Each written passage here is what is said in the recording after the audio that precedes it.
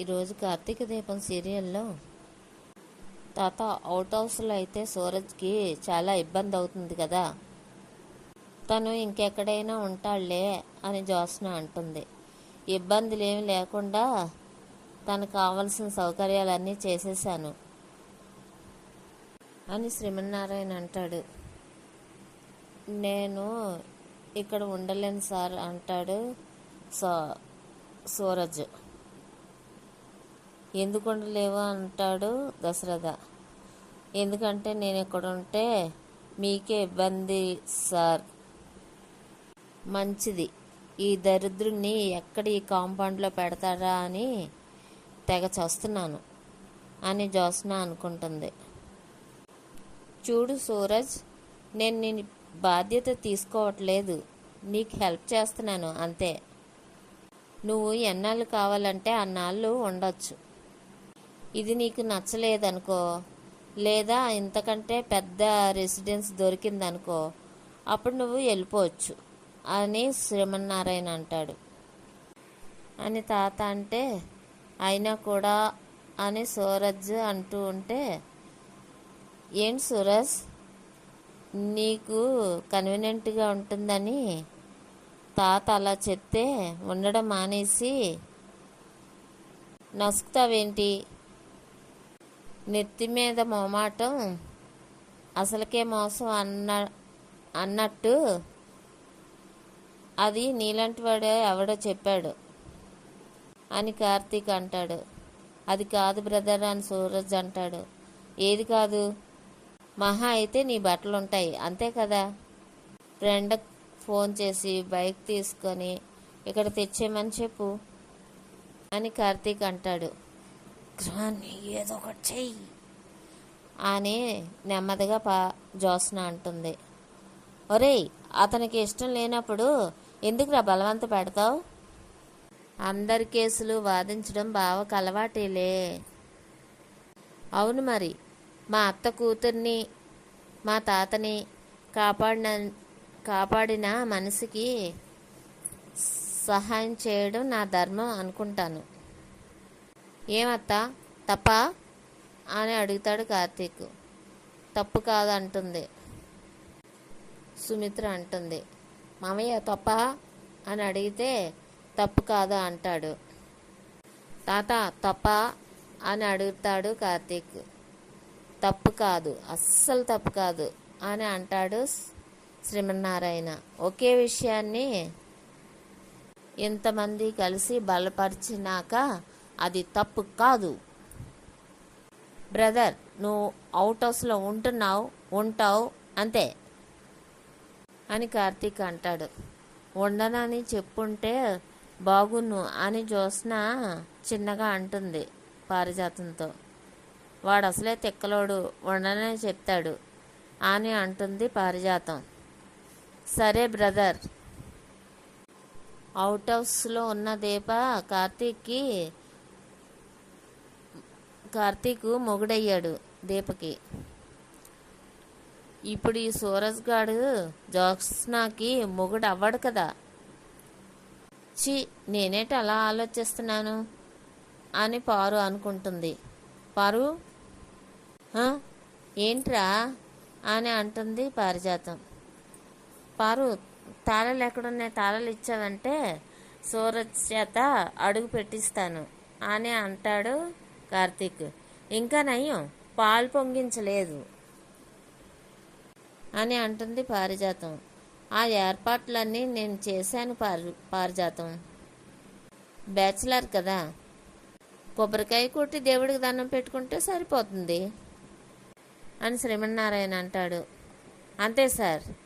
పారు, keys ఎక్కడున్నాయి అని కార్తీక్ అంటే తీసే ఉన్నాయి అంటాడు తాత. ముందుగానే మీకు అంత నమ్మకం ఏంటండి అని పారిజాతం అడుగుతుంది. మనం ఏ పనైనా మనస్ఫూర్తిగా చెయ్యాలనుకుంటే అది జరుగుతుంది పారు. కార్తీక్, సూరజ్ని తీసుకెళ్ళు అని అంటాడు శ్రీమన్నారాయణ. థ్యాంక్స్ సార్, నా అవసరాన్ని అర్థం చేసుకున్నారు అంటాడు సూరజ్. ఏం కావాలన్నా మొహమాట పడకుండా అడుగు అంటాడు తాత. ఇంక పద సూరజ్. ఆ పారు, నువ్వు కూడా వస్తావా? ఆహా అంటుంది పారిజాతం. నువ్వు వద్దులే, దెయ్యాలు తిరుగుతుంటే మంచిది కాదనేసి, దెయ్యాలు తిరగకూడదని. అరే అని పారిజాతం అంటుంది. అసలు ఇదంతా బావే చేస్తున్నాడా? బావ ప్లానేనా? ఈ సూరజ్ని రావడం వెనక బావ పాత్ర ఉందా అంటావా అని అనుకుంటూ ఉంటుంది జ్యోత్స్న. నష్టపరిహారం కోసం వచ్చినోడు నట్టేటి ముంచేసి వచ్చాడు కదే అని అంటుంది పారిజాతం. నేను వాడు వస్తాడని ఎక్స్పెక్ట్ చేయలేదు అని అంటుంది జ్యోత్స్న. నువ్వు అసలు మామూలు దానివి కాదే, దారిని పోయే కంపెనీ నెత్తిమీద తెచ్చి పెట్టుకుంటావు. వాణ్ణి రవడీలు పెట్టి కొట్టించావు, అంతటితో ఆగిపోవచ్చు కదా. వాణ్ణి లేకుండా చేస్తాననేసి రవడీలు పెట్టించావు అని పారిజాతం అంటుంది. కానీ వాడు నన్ను నట్టింట్లోకి తీసుకొచ్చి పనికిరాని మనిషిలాగా నిరూపించాడు అని అంటుంది జ్యోత్స్న. అసలు వాళ్ళే నీకు రివర్స్ అయ్యారు కదా అని అంటుంది పారిజాతం. అంతా నా దరిద్రం అంటుంది జ్యోత్స్న. మళ్ళీ సూరజ్ వచ్చే నిన్ను కాపాడాడు కదా అని అంటుంది. అయినా వాడిని కొట్టలేదు అనేసి అంటుంది జ్యోత్స్న. కొట్టకుండా కొట్టారని ఎందుకంటారే?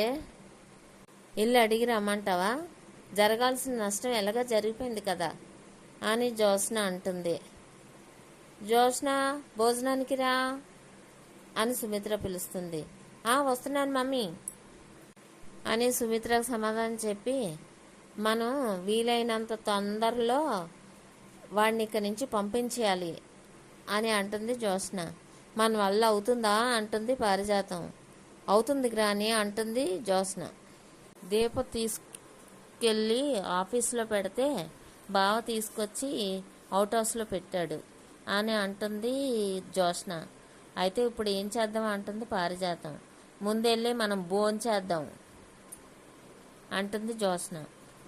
వాడు దీనికి అర్థం కాడు, ఇది వాడికి అర్థం కాదు, ఇది నాకు అర్థం కాదు. కర్మ అంతా నా కర్మ అని అనుకుంటూ భోజనాల దగ్గరికి వస్తారు. దశరథ, సూరజ్ని భోజనానికి పిలిచావా అంటాడు శ్రీమన్నారాయణ. లేదు నాన్న అంటాడు దశరథ. అలవాటు లేదు కదా మావయ్య గారు, అందుకే పిలవలేదు అంటుంది సుమిత్ర. సరే ఫోన్ చేసి రమ్మను అంటాడు శ్రీమన్నారాయణ. అతను మనతో కలిసి భోంచేయడం ఏంటి అని జ్యోత్స్న అంటుంది. అదేంటే అంత సాయం చేస్తే అంటుంది సుమిత్ర. కరెక్టే, సాయం చేశాడు, అయినా అతను మన రిలేటివ్ కాదు కదా. మీరు కాస్త మా ప్రైవరీస్ కోసం ఆలోచించాలి అని అంటుంది జ్యోత్స్న. అతడు నిన్ను కాపాడాడు, ఆ ప్రైవసీ కూడా మనకు ఉండాలి కదా అని అంటుంది సుమిత్ర. జ్యోత్స్న చెప్పింది కూడా కరెక్టే, మన వాళ్ళ గురించి కూడా మనం ఆలోచించాలి కదా. ముందు మనం భోంచేద్దాం, తర్వాత అతన్ని వచ్చి భోంచేయమందాం. జ్యోత్స్న, నీకు ఓకేనా అని అంటాడు తాత. దానికంటే భోజనం పట్టుకెళ్ళి ఇవ్వడం మంచిది కదండి అంటుంది పారిజాతం. ఇది కరెక్ట్, మంచి ఆలోచన. పారిజాతం, నువ్వు ఈ రోజు నుంచి ఆ బాధ్యత నువ్వు తీసుకో అని అంటాడు తాత. ఎందుకు తాత? నేను పట్టుకెళ్ళి ఇస్తాను కదా అంటుంది జ్యోత్స్న. నువ్వెందుకే అని సుమిత్ర అంటుంది. నన్ను కాపాడబోయే కదా అతనికి దెబ్బలు తగిలాయి. గ్రాని చెప్పినట్టు ఇచ్చి రావడమే మంచిది అని జ్యోత్స్న అంటుంది. ఈ పూటకి ఇచ్చి రాని సుమిత్ర, రేపటి నుంచి నేను ఇస్తానులే అని అంటుంది పారిజాతం. అలాగే అత్తయ్య గారు. జ్యోత్స్న, నువ్వు భోంచేసి తర్వాత తీసుకెళ్ళు అని అంటుంది సుమిత్ర. అలాగే మమ్మీ. చూడు గ్రాని, వాణ్ణి అంత టార్చర్ పెడతాను, దెబ్బకి పారిపోవాలి అని అంటుంది నెమ్మదిగా జ్యోత్స్న. ఇదంతా నువ్వు చేసిందే బావా అని అనుకుంటుంది జ్యోత్స్న. ఇది ఇక్కడ ఇలాగుండగా అక్కడేమో, అమ్మ పచ్చడి ఇవా, పచ్చడి చాలా బాగుందమ్మా అని అంటుంది శౌర్య. ఎక్కువ తింటే వేడి చేస్తుంది అంటుంది దీప.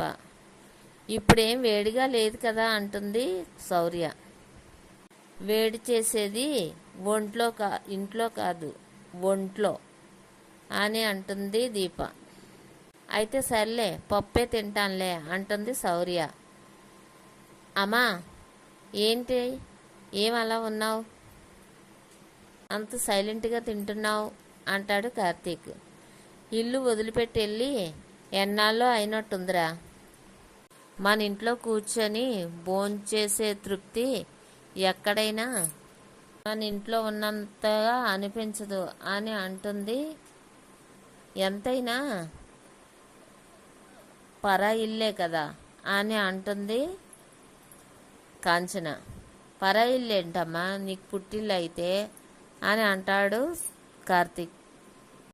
ఆడపిల్లకి పుట్టిల్లు కూడా పరా ఇల్లే అవుతుందిరా, కలిసి పెరిగిన రక్త సంబంధాలు కూడా పరాయి వాళ్ళు అయిపోతారు అని కాంచన అంటే, నువ్వు అలా అనుకుంటున్నావేమో, వాళ్ళు అనుకోరు అని కార్తీక్ అంటే, అనుకోలేని వాళ్ళ మధ్య అనుకున్న వాళ్ళు కూడా ఉంటారా, వాళ్ళెవరో అనుకునేలాగా నేనెందుకు ఉండాలి, నా ఇంట్లో నేనుంటాను అని అంటుంది కాంచన. పైకి అలాగ అంటావు కానీ ఎప్పుడెప్పుడు వెళ్దామా అని ఎదురు చూస్తుంటావు మళ్ళీ ఆ ఇంటికి కోసం. ఆ మాట నాతో అనాల్సింది కాదు, మీ ఆవిడతో అని కాంచన అంటే, మా అమ్మ ఏం చేసింది అని అంటుంది శౌర్య. మీ అమ్మ ఏం చేసిందా, ఆ ఇల్లు వదిలిపెట్టి రావడానికి ఏదో పుట్టిల్లు వదిలిపెట్టి వచ్చినంతలాగా బాధపడిపోయింది. మా వదినేమో దీపకి తల్లయినట్టు, మా అన్నయ్య ఏమో దీప తండ్రి అన్నట్టుంటుంది దీప ప్రవర్తన అని కాంచన అంటుంది. ఈ మాటలన్నీ నిజమేనమ్మా అని మనసులో అనుకుంటాడు కార్తీక్. ఈ బంధాలన్నీ ఎందుకు తెచ్చుకుందో నాకే అర్థం కాలేదు అని అంటుంది కాంచన. ఎందుకంటే దీపకి అమ్మా నాన్న లేరు, లేని అమ్మా నాన్నల్ని సుమిత్రత్త దశరథ మామయ్యల్లో చూసుకుంటుంది. వాళ్ళున్న ఇల్లే పుట్టిల్లు అనుకుంటుంది. అంతే అంతే అమ్మా, అంతే అంటాడు కార్తీక్. మనది కాని దాని మీద అంతగా ఆశలు పెంచుకోకూడదురా. పెంచుకోవచ్చమ్మా అనురాగం అంటాడు కార్తీక్. నిజమే లేరా, నీ వైపు నుంచి చూసినా కూడా దీపకి మా అన్నయ్య వదిన మా నాన్నలే అవుతారు అని కాంచన అంటుంది. అవునట్టు నాన్న నీకు ఫోన్ చేశారా, మాట్లాడవేంటమ్మా అని అంటాడు కార్తీక్. తాతయ్య నానమ్మకి ఫోన్ చేయడు, కానీ నానమ్మే తాతయ్యకి ఫోన్ చేస్తుంది. నానమ్మే చేసింది. ముద్దుల తాతయ్య నుంచి ఎందుకు పొద్దున్నే వచ్చేసింది అనుకుంటున్నారు, తాతయ్యకి ఫోన్ చేయడానికే వచ్చేసింది అని శౌర్య అంటే, శౌర్య అని కోపంగా అంటుంది కాంచన. నువ్వు అమ్మ నాన్న వచ్చేంత వరకు తాతయ్యకి మెసేజ్లు పెడుతూనే ఉన్నావు కదా, నేనంతా చూశానులే. నువ్వు తాతయ్యతో మాట్లాడడం నేనంతా చూశానులే అని అంటుంది శౌర్య. ఏదో యోగక్షేమాలు తెలుసుకోవడానికి ఫోన్ చేశాను, ఆ తర్వాత మాట్లాడింది నా ఫ్రెండ్ నాగలక్ష్మి అని అంటుంది కాంచన. నేనంతా చూశాను నానమ్మా, నువ్వు తాతతోటే మాట్లాడావు అని అంటుంది శౌర్య. ఒరే, నీ కూతురికి సీసీ కెమెరాలాగా నేను చేసే పనులు తప్ప ఇంక వేరే పనేమీ లేదు. స్కూలు ఎప్పుడు ఓపెన్ అవుతుందో ఏంటో. అనేసి కాంచన వెళ్ళిపోతుంది. ఎప్పుడు నువ్వు అలా చెప్పకూడదు అని అంటాడు కార్తీక్ శౌర్యతో. అలాగే నాన్న అంటుంది శౌర్య. అత్తయ్యకి మామయ్య అంటే ఎంత ప్రేమో మనకు తెలీదా అని దీప అంటుంది. తెలియకపోవడం ఏముంది కానీ అది బయటికి కనబడనివ్వదు అంతే. అన్నట్టు అసలైన విషయం చెప్పడం మర్చిపోయాను. సూరజ్ని తాత అవుటర్స్లో ఉండమన్నాడు అని అంటాడు కార్తీక్. జ్యోత్స్న అసలు ఉన్నిస్తుందా అని అంటుంది దీప. ప్రస్తుతానికైతే ఉన్నిస్తుంది, తర్వాత ఏం జరుగుతుందో తెలీదు అంటాడు కార్తీక్. ఇక్కడ ఇలాగుండగా అక్కడేమో జ్యోత్స్న,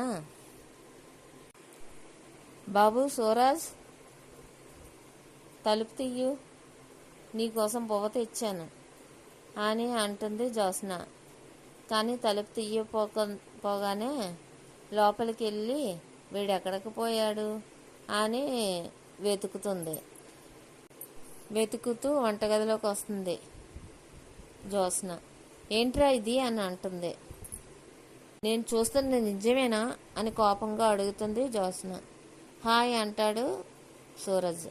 హాయ్ ఏంట్రా, ఇప్పుడు నీ కాళ్ళు చేతులు ఏమయ్యారా అని అడుగుతుంది జ్యోత్స్న. అయ్యయ్యో మర్చిపోయానే, ఒక్క నిమిషం అని చెప్పేసి కాలుకి చేతులకి బ్యాండేజ్ తగిలించుకుంటాడు. ఏంట్రా నీ కాళ్ళు చేతులు ఇరిగిపోయాన్నావు, ఇదంతా నాటకమేనా? కాస్తే చూడండి, నిజంగానే నా కాళ్ళు చేతులు ఇరిగిపోయి అంటాడు సూరజ్. ఎవరిని నమ్మించడానికి రా, చాలు ఇంక నీ నాటకాలు, ఇంక తీరా తీరా అని అరుస్తుంది. గవే అని అంటాడు సూరజ్. అంతా నీకు తెలిసిపోయాక ఇంకెందుకు నాటకం ఆడడం అని సూరజ్ అంటాడు. ఏంట్రా ఆ రౌడీలు నీకు నిజంగానే కాళ్ళు ఎరగొట్టారు కదా అని అడుగుతుంది జ్యోత్స్న. అదంతా డ్రామానే. ఎస్, అదంతా డ్రామానే. అదేంటి, రౌడీలు నేను కదా పంపించాను అని నువ్వు అనుకుంటున్నావేమో. వాళ్ళు నన్ను కొట్టడానికి వచ్చారు. ఇప్పుడు మీకు నా ప్రాణాలు కావాలా డబ్బు కావాలా అని అడిగితే నాకు డబ్బే కావాలని అన్నారు అని అంటాడు సూరజ్. కొక్కుత్తి ఎదవలు అని అంటుంది జ్యోత్స్న. జ్యోత్స్న ఇచ్చిన కంటే నేను ఇంకా ఎక్కువ డబ్బులు ఇస్తాను, నేను చెప్పింది చెయ్యండి అని చెప్పాను.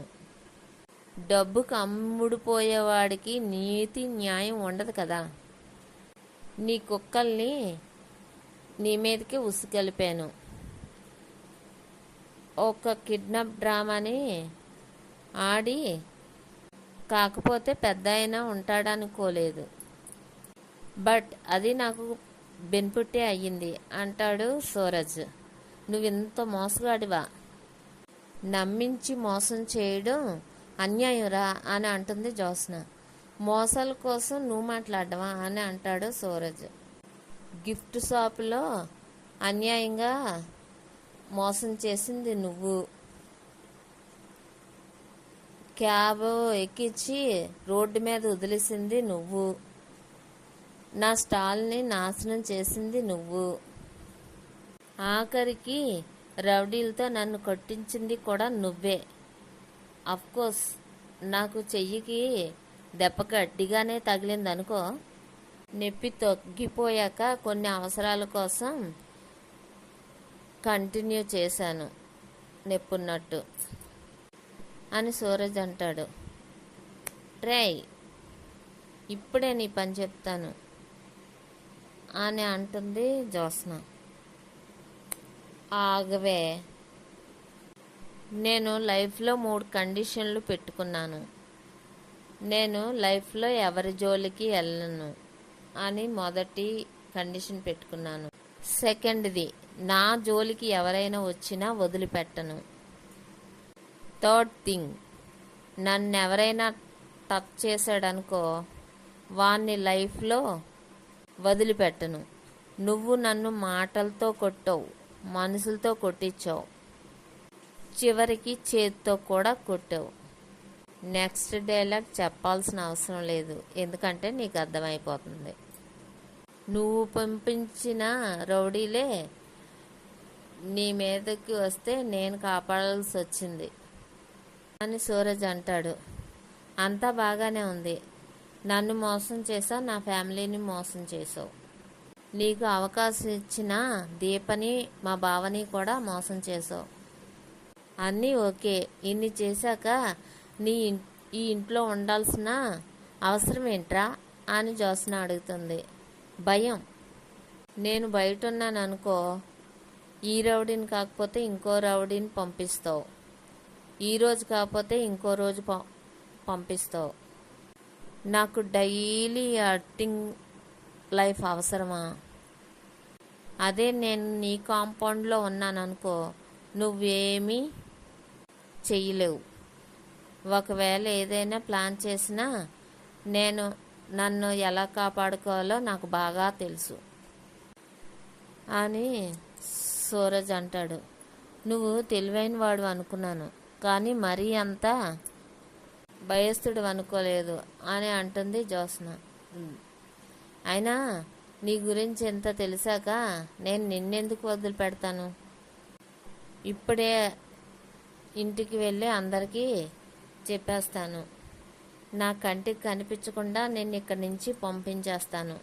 ఇంతకు మించిన అవకాశం దొరకదు. నన్ను సేవ్ చేసినందుకు నిన్ను ఆకాశం మీద పెట్టి చూసుకున్నారు కదా, వాళ్ళ చేత దింపి నేలకేసి కుట్టిస్తా.